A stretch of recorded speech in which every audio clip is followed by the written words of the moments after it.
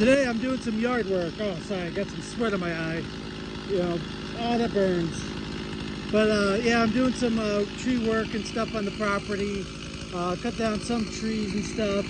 And you know, I wasn't really paying attention. I got myself with a chainsaw a little bit.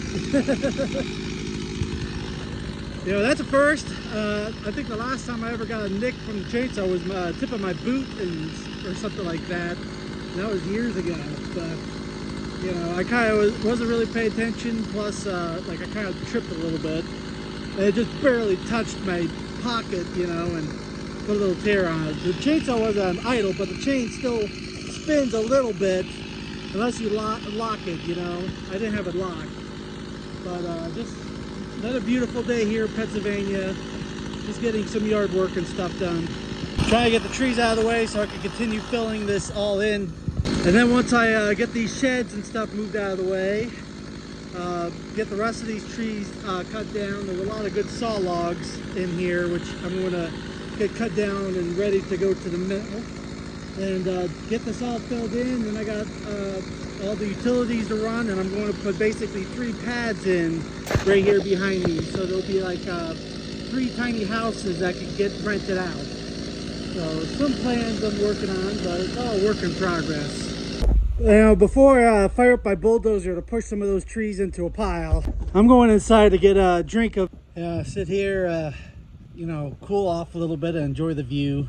You can see kind of all the trees I have cut down so far. The 2 apple trees down there are doing pretty good this year.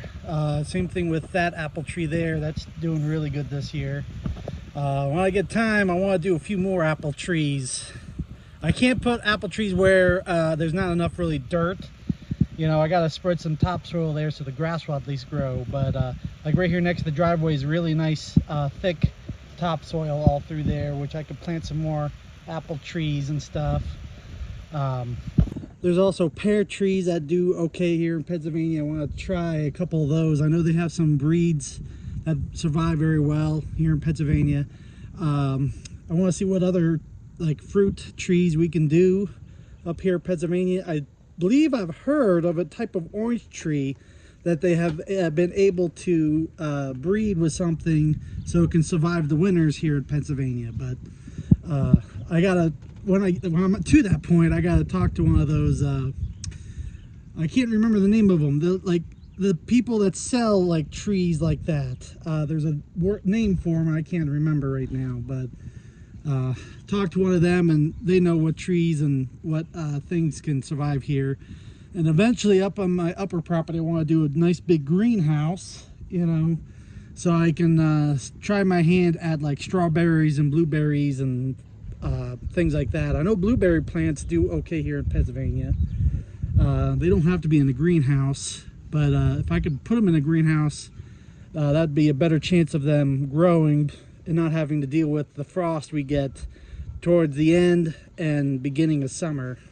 But basically just little by little trying to get set up where we could start growing more of our own food and start becoming little by little more self-independent kind of deal, you know, stuff like that. So generating cash flow from rental properties, and then cutting out costs like with the homemade diesel fuel and stuff, with electricity and heat and all that, and then trying to grow our own food, you know, try to cut food costs. But just little by little, all working projects all around here.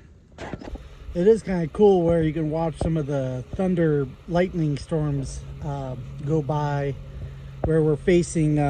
That's the east over there, so most of the weather comes from behind us and goes out that way, and you can watch the lightning strikes. Oh, especially 4th of July, being up here on the mountain watching all the fireworks and stuff. Well, that's it for right now for today. I got a few more smaller ones I can cut down and fall this way, and I'll push them up into a pile so I can cut them up into saw logs, and I'm at like firewood and stuff later on.